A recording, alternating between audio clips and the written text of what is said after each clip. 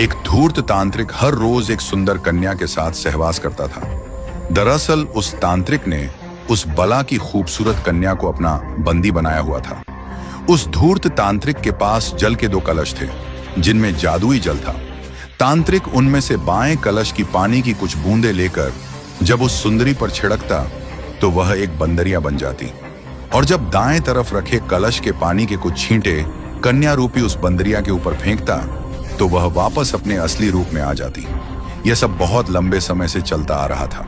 साधु जब दिन में बाहर जाता तो उस सुंदरी को बंदरिया बना देता, और जब रात में वापस अपनी कुटिया में लौटता तो फिर से उसे सुंदर कन्या बना देता और उसके साथ खेलता।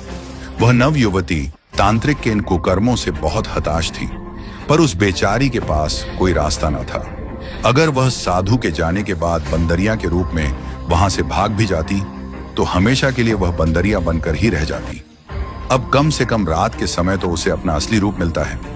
मन में यह विचार आते ही वह वहां से भागने का इरादा त्याग देती।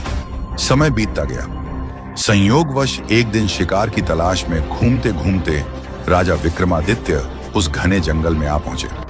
जब वह प्यास से बेहाल घोड़े से उतरकर पानी पीने के लिए उस धूर्त तांत्रिक की कुटिया के सामने बने एक कुएं के पास पहुंचे तो उनकी नजर पेड़ की डाल पर बैठी उस बंदरिया पर पड़ी। शुरू में तो राजा विक्रमादित्य ने उसे एक साधारण बंदरिया ही समझा, पर राजा विक्रमादित्य को देख उस बंदरिया ने उछल कूद शुरू कर दी।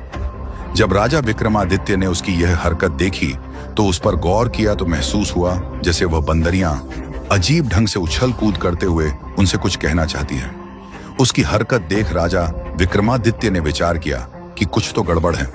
उन्होंने सारा रहस्य जानने के लिए एक रात वहीं रुकने का निश्चय किया और थोड़ी दूरी पर एकांत सी जगह देखकर घने सारे वृक्षों में अपने घोड़े को छुपा दिया और खुद भी पेड़ की आड़ में छिपकर बैठ गए और दम साधे अपनी नजर उस कुटिया पर गड़ा ली। जब शाम का समय हुआ तो राजा विक्रमादित्य को एक तांत्रिक आता हुआ दिखाई दिया। वह सीधा कुटिया के द्वार पर गया और उसने बंदरिया को इशारा किया। बंदरिया झट से साधु के पास आ गई। उसने वहां रखे दाएं कलश से बंदरिया के ऊपर पानी के छींटे मारे तो वह एक अति सुंदर स्वर्ग की अप्सरा बन गई। तांत्रिक तभी उस अप्सरा को ले कुटिया के अंदर चला गया। सारा माजरा देख राजा विक्रमादित्य की आंखें फटी की फटी रह गईं।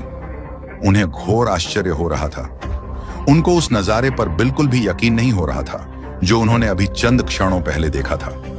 एक बार तो राजा विक्रमादित्य ने सारा भेद जानने के लिए उस कुटिया में जाने का निश्चय किया, पर फिर वह कुछ सोचकर वहीं रुक गए।